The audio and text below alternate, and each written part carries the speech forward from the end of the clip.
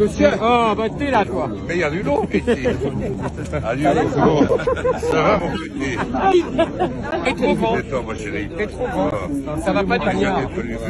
Vas-y. Alors moi je suis là parce que la police, c'est le dernier rempart de la paix civile.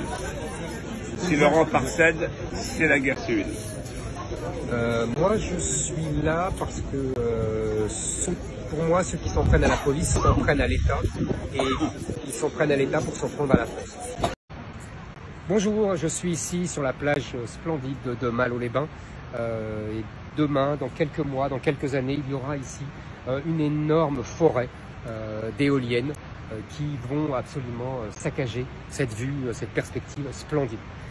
Il y a à côté la ville de Dunkerque qui a été détruite entièrement par la guerre et qui a été reconstruite. Et vous voyez, là, face à moi, il y a des maisons historiques qui, elles, ont échappé à la destruction.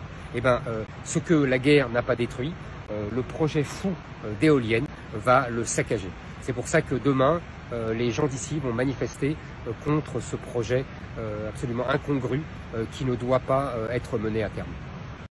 Bonjour à tous, merci de me suivre dans cet endroit magnifique et puis à lundi 19 h sur CNews. À bientôt.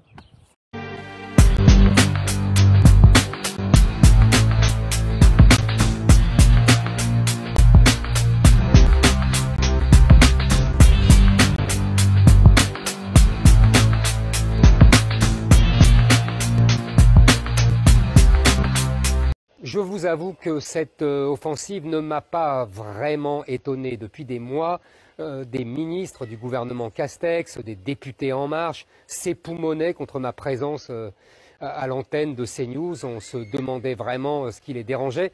Il paraît donc que je dois être comptabilisé, mon temps de parole doit être comptabilisé.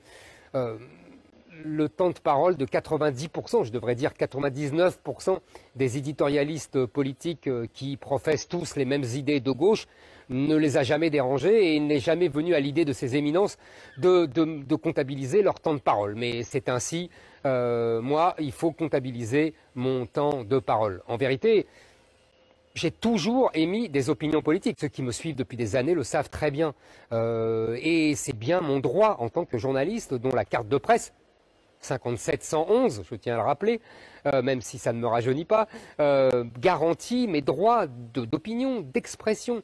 Il n'y a absolument, on n'a pas le droit de censurer mes propos et le CSA, moins que toute autre institution, n'a le droit de contrôler les opinions des gens et encore moins des journalistes. D'ailleurs, le président du CSA, Roch-Olivier de Metz, dans une interview qu'il avait accordée au Figaro le 27 janvier dernier, avait été très clair.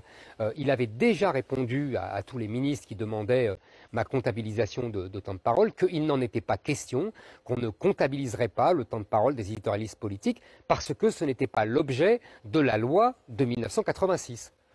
Et voilà, hier, le président du CSA a fait mentir ses propos et n'a pas respecté la loi qu'il a instituée. Voilà, le CSA a montré, a révélé sa partialité politique